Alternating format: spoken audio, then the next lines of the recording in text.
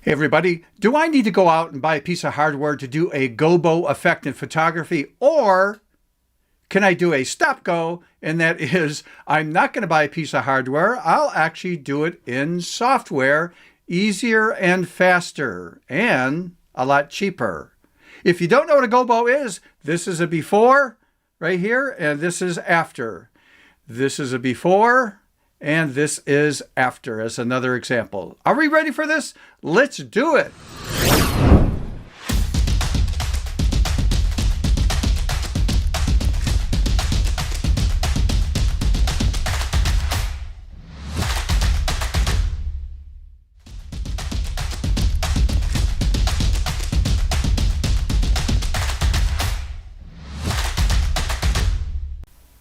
Hey everybody, welcome back to my channel. If you're new to the channel, this channel is dedicated to photography and as a photo artist and pushing you to think creatively, literally out of the box and do some fantastic work. I try to share some things I've learned over 18 going on 19 years in terms of as a photographer and as a photo artist. So let's take a look at, let's get some housekeeping out of the way. Number one, if you can do me a favor, again, this channel's been out for about a year. I'm trying to push my membership up so I can eventually get monetized with YouTube, because there's a lot of expense and time dedicated to putting a channel together like this. So if you could do me a favor, if you're new, please, everybody should hit the like button, because that helps push the algorithm out to other people by YouTube. And also, if you're new, please subscribe to the channel, hit the notification bell. That way when I upload a new video, which is about once a week, you'll get notified on that video. Okay, the other housekeeping, a couple things I want to get out of the way too, is if you have any questions or issues, I always encourage, please email me. My email address will be down here at the bottom. It's also going to be in the show notes or description area on the YouTube channel, and that is stephenphotoartist@gmail.com. You're more likely to get a response from me by email like that rather than comments on YouTube, because I don't go to the YouTube channel that often to check for comments, that kind of stuff, because I'm busy with other things. I mean, I just not doing a YouTube channel. I still do client work, and I still do personal work, personal projects, I should say.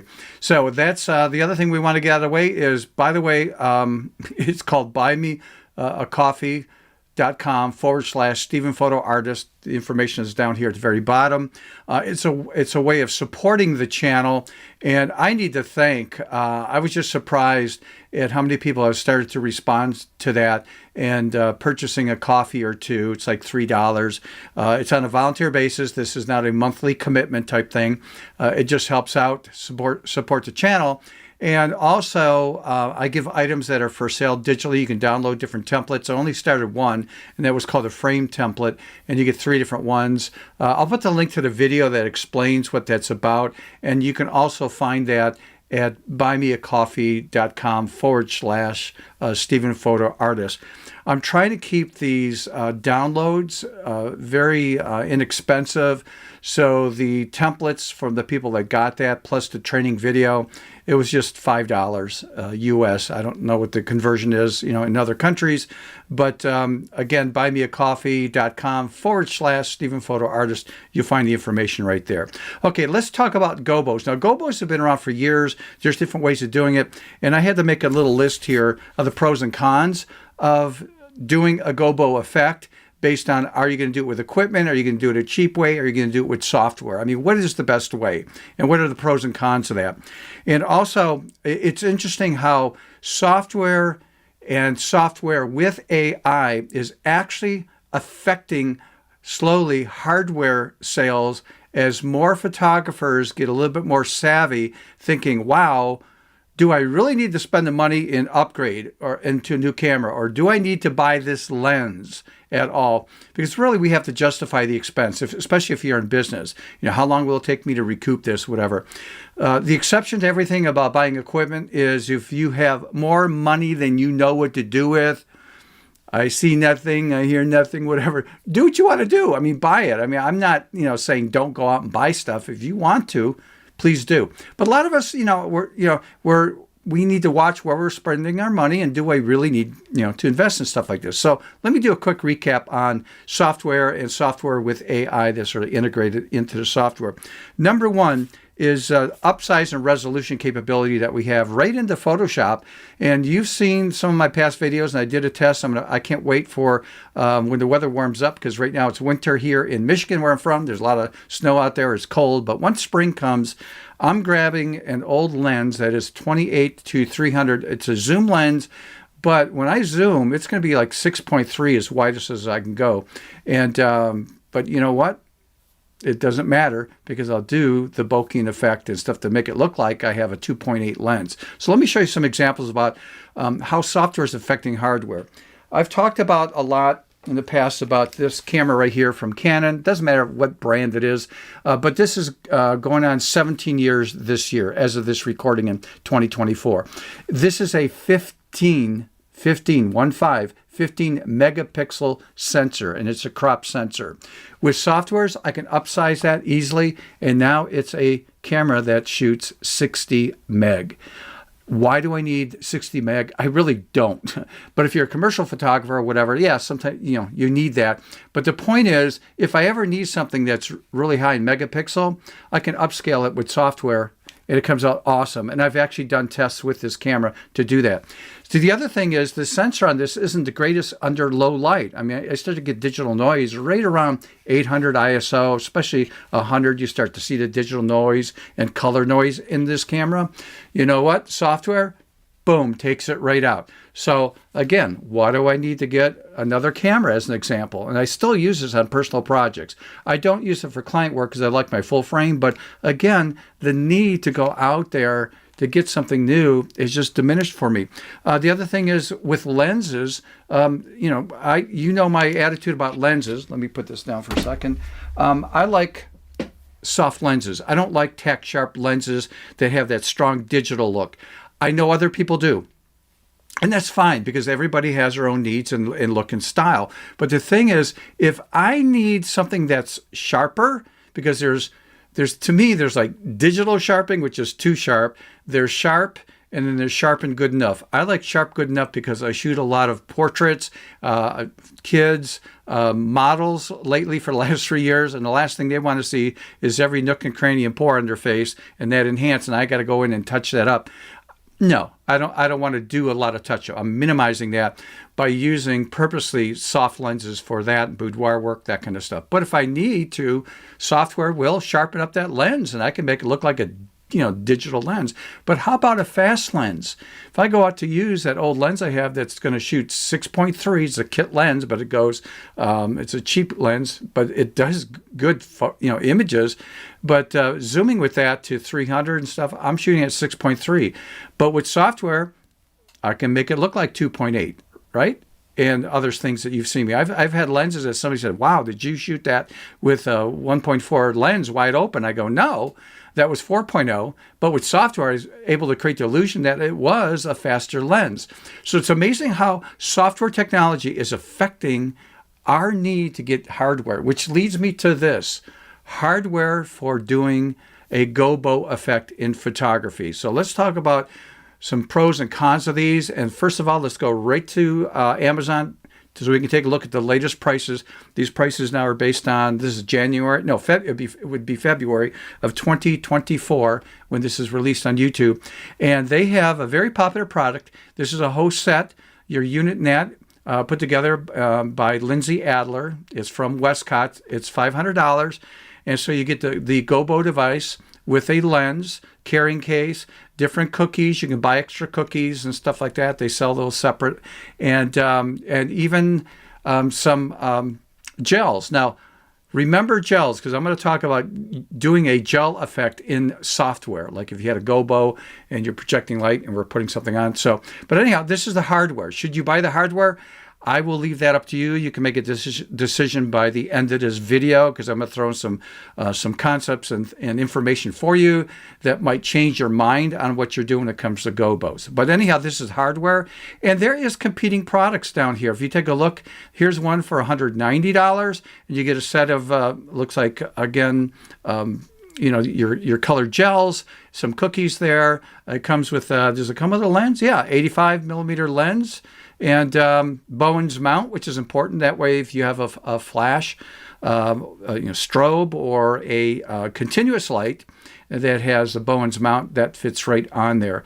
If I scroll down here, I see another one that's a little bit less expensive. And again, there's a lot of competition out there with these devices. But let's talk about the pros and cons of a GoBo device. And this comes from not only my personal experience in using the Westcott one. I didn't buy it. I just borrowed it from a friend of mine that has one. But I've talked to other photographers that have a device like this or similar to it. And here's what I found out. So let's talk about pros and cons. Well, the pro of this, it really does a nice, cool, creative effect that you can do as a background effect and then have your subject in front, or you're projecting this on your subject and the shadow effects and stuff are molding around them and then hitting, say, a back wall. And it just really does a really cool effect. So that's the pro. It's the creativity of this. The con on this, and I had to write this down, is, well, number one, it's expensive, but I can also show you a cheap way of doing it. It's a niche technique, meaning that you don't do it or use it that often. And because of that, it becomes a con, because everybody I've talked to that have bought the hardware, initially, oh, this is cool, this is brand new, and all of a sudden it's now sitting on their shelf or in a closet and they haven't touched it in months because the novelty of that has worn off and they just don't use it at all on a regular basis. So that's what you got to watch out for. Ask yourself, am I just curious, going to have fun with this a handful of times and it's going to sit on the shelf and I'll hardly ever use it? It may not be a good investment. But if you go, no, this is something I am going to use a lot over and over again, okay, that changes that and it does not become a negative thing or a con in purchasing something if you know you're going to use it. The other con, though, of doing a GoBo effect like this with lights is it's very time consuming. You're constantly adjusting it, changing focus. If you're doing this with a model or person and you're lining things up visually and you take the shot and your exposure might be off a little bit, and then you make an adjustment in your camera and you take the shot and all of a sudden the model or person, or if you're doing children, children never move, right? If you say, don't move, yeah, they move. The point is, if your subject matter moves a little bit, all of a sudden, something might be going across the eye or the lips or whatever, and you don't want that because originally you lined it up where it didn't. And so it tends to be time-consuming where you're playing with this and adjusting things, and you're taking quite a few shots to get that one iconic shot that you're going to maybe open up now in Photoshop and do some processing on that image. So it is time consuming. So again, I can go expensive, $500 here in hardware. I can drop down to, looks like less than $200 for hardware if I want to do that. Or let's go even cheaper, and that is if you have like a C-stand with a boom arm that goes across, go out and buy a poster board at a dollar store, preferably black, because that way you won't get any kind of back reflection and stuff. Try to avoid white. And what I did, because I don't have one, but I just took a 8x10 sheet of paper here. And what you're going to do is just cut out a pattern. Just make up a pattern, get an X-Acto knife, whatever, and cut things out. But again, it would be a bigger board. You'd mount this and just clip it on a boom arm. And what you do is have your strobe back here or continuous light going through this and hitting your subject matter. Okay, so the problem with this is when you make this, your light tends to have to be back further, and you're playing with adjustment, how close or back, to get the contrast and stuff that you want to do, rather than having a GoBo with a lens to do that for you. This is physically, you're moving that light back and forth, which just means you need some extra space. If you're in a tight space, that might be a negative. But if not, okay. But bottom line is it's time consuming, but it can get the job done. But then you're sick and tired of this pattern and you got to go out and cut up a bunch of patterns. Okay. So let's take a look at doing this, the software method. And the software plugin that I'm going to do and use in Photoshop is something put together by a company called Boris Effects. So I'm going to show you the website here. And before I get into that, I found a GoBo effect that you can do 100% in Photoshop without a plugin. And so when I saw it, I go, oh, this is really cool. And in fact, what I showed you, in fact, let me go back here if I can pull this up again. And let's push this down. And the image I showed you before, right here, is a snapshot.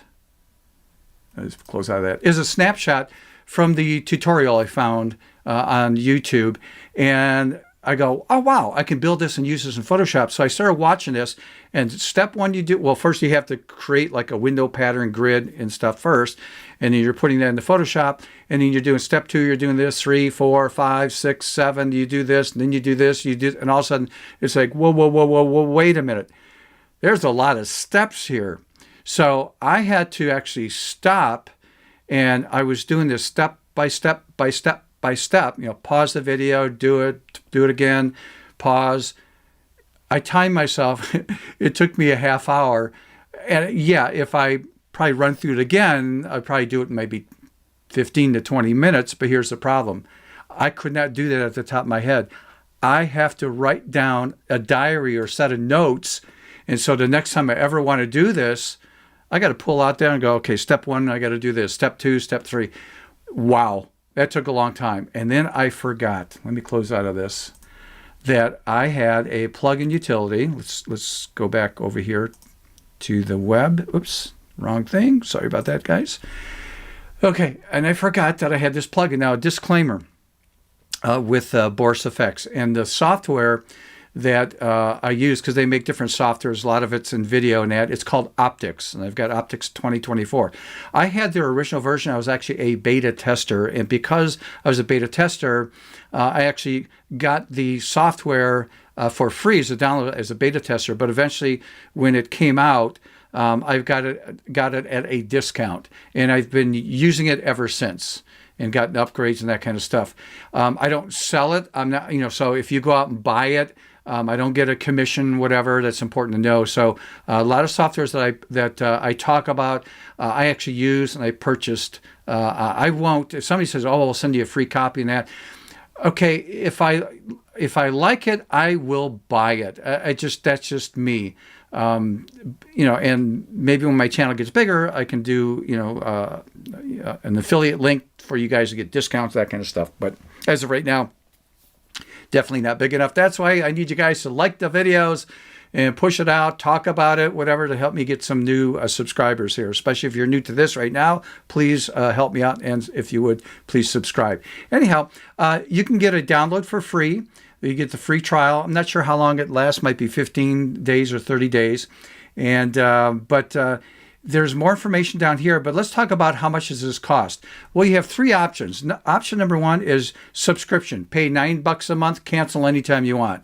Some people are going to go, oh, no, not another subscription. Well, if you pay $99 in advance, it comes out to $825 per year. And so you can do that as an option for yourself. But they also add, let me go to buy now here. And they also have a feature to have a perpetual license, which is $149, which means you own the rights to the software one time on your computer. Doesn't mean you can turn around and sell the software. It's a license for your computer, one-time purchase. That is it. You don't have to. You'll get free upgrades for a year, but every year when I come out with a upgrade version or whatever, you'll get a discount. But they also have a subscription that after you get to $149, optional $50 a year, you get all these updates in the program. And a year goes by, it's another $50. If you don't want to do that, you don't have to. You can just do the $149, and you have the rights to use that continuously. You just won't get upgrades. That's all. You'll have to pay for that upgrade down the, if you'd like to in the future. So different purchases right there, or different purchasing options, I should say, with Boris Effects. The plugin, again, is called Optics. So let's take a look how creative this is and how easy this is in the software. So in Photoshop here, if you're new to the channel, let me stop right here. Everybody knows, if you've been following me, the fastest and easiest way that I like to get the open dialog box, rather than going to the file drop-down menu and choosing open, or doing a shortcut keystroke, Control O or Command O on a Mac, I just double click anywhere in my workspace and that automatically gives me the open dialog box. Navigate to where you need to go to find the image you want to work with. So this is a stock image. I was actually able to download that from that tutorial. And so I'm just going to use the stock image and just to show you the concept right here. I'm going to duplicate that. So Control J, so we can do a quick before and after here. Now to do the GoBo effect, simple and easy. And again, it'll take a while, but not 15, 20 minutes. It'll take longer than normal because I'll be explaining some of the features, and I really want to slow this down to show you what this plugin is all about. And so if I had to try to encapsulate exactly what is optics as a plugin for Photoshop, it is for special effects. In other words, you want to go beyond being a photographer. I want to do something very creative. And yeah, some of the stuff I can do it manually in Photoshop, but wow, with this plugin, I can do it quick and easy and fast. And there's some things in here that I wouldn't even know how to do that in Photoshop, but yet it's easy to do it in this plugin. So I love the plugin. I've had it for quite a while. I think I'm going on close to 3 years now with this.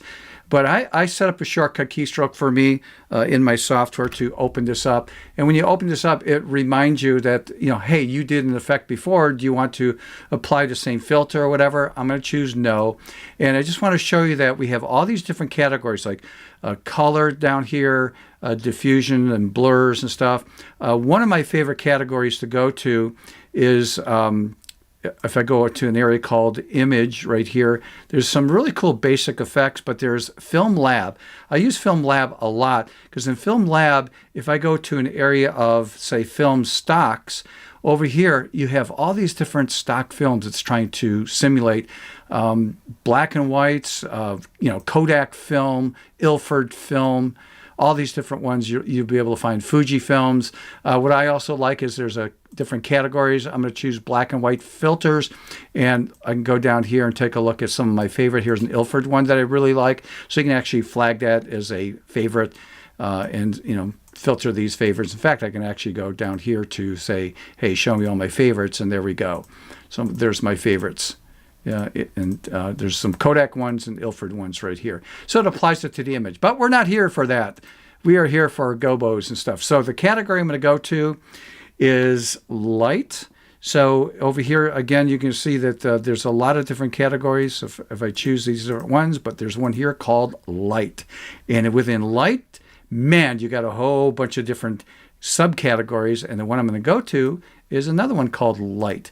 And this is where you're going to find all these really cool GoBo effects up here. I mean, look at all these. I don't even know how many there are, but there's a lot. Let these preload here. So you got all these patterns and stuff. You got things that simulate windows. And so let me come down here. I'm going to find something similar to what that tutorial in Photoshop is about. And that is, let me pick this as an example. Looks like a double window pane, and again they have a whole bunch of different ones here. I'll just that one that I picked is fine. Okay, now we go to an area called parameters over here on the right side, and the first thing that I like to do in this area is called light right here, and I'm going to change this from a blending mode of add to screen. I just like that look a little bit better. The other thing is blur. The blur is set to 10. If I scrub over this, I can blur it more or less. I mean, that is so cool. So you've got total control of that right there. Also, gels. Remember, you could buy the physical GoBos and apply gels. Well, by default, it's white here, like you're projecting your strobe light or continuous light. If I click on this, this opens up the color picker, and I can choose a color, say like that, click on OK, and it's like me using a gel, but I'm doing it in software. I think that is so cool. They also have some presets right here. There's a drop-down menu, so if there's lilac and see a lily, very light tint right there, deep lavender. So you have some presets here that you could choose from. There's a whole library, but again, you could pull up that color picker and do the same thing. So I'm just going to choose none for demo purposes right here. And the other thing I really, really like is you could scale this right here. So I'm going to come down to scale. I'm just going to scrub across. So if you want to make this bigger, smaller, I'll move that there. I can actually click here and move this around. But here's the cool thing, and that is shear. Down here where it says shear, look at that. Is that cool or what? And again, I could resize this, shear it, move it where I want. Say I don't like it on her eye right there. I want to have an opening like this across the face. You're in full control of this. Maybe pull this down like this a little bit. Capture the eye right there. Also, let's take a look at the brightness here is at 75. If I scrub this, this is the brightness of that. If I want to push that up or pull it down, I mean, that's totally up to me. I think it's pretty cool. I'll leave that maybe about right there. How about the shadow brightness? Check this out. Is that cool? You know, I could do that in Photoshop if I want, but it's like, is that ever awesome? Now, here is the cool thing. If you're using a GoBo, the hardware type, and you're projecting this, it's not going to look like that because it's flat. Now, if I'm just putting this in as a background effect, yes, that would be, flat. But it's going on her face and then to the back wall. The shadows would bend to the shape, and it's not. And so that gives it a sort of a fake look right there. But how about a category called displacement? Watch this as I scrub over this, click and drag. See what it's doing? I mean, this is so cool.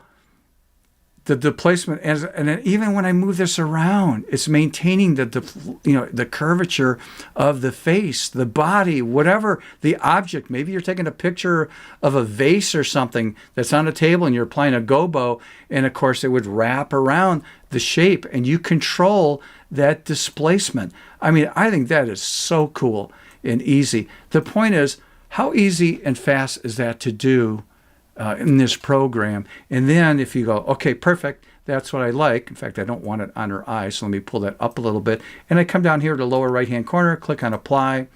And under that parameters category, there were so many things that you could get into and do. But my point is, I can dive in and not know what I'm doing in this software, in this plugin, go to that category, find the GoBos, go to parameters on the right side and go, oh, what does this slider do? What is that? Oh, so easy. And look at this effect. There's a before, after. So there's my before, after, before, after. Sometimes I really like going darker. I mean, it's a personal preference. It's not right or wrong, but I think that is so cool that the software did that. So I didn't have to do that in Photoshop. If I want to do that in Photoshop, maybe I would do something like this, Control J. Let's just pretend the sides were a bit lighter, and I would probably go to like maybe multiply or soft light or overlay. Maybe, I would go to multiply there, so you get again, a different effect, maybe pull back on that. So again, very creative with this plugin. I love the plugin.